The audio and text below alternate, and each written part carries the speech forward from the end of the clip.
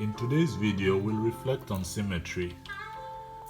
Is symmetry only used for mathematical purposes, or does it have a practical reality? Can we actually have a real triangle or real rectangle the same way we have it in our mathematical formulas?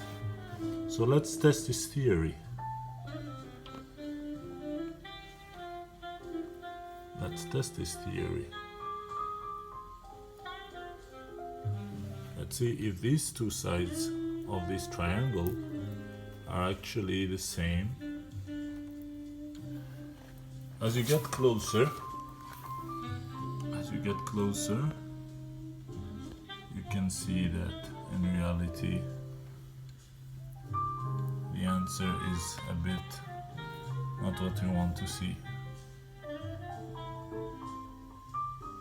One is taller than the other, because symmetry in the real world is more about the approximation and the scale rather than the symmetry we use in geometry, which is exactly the size of each side.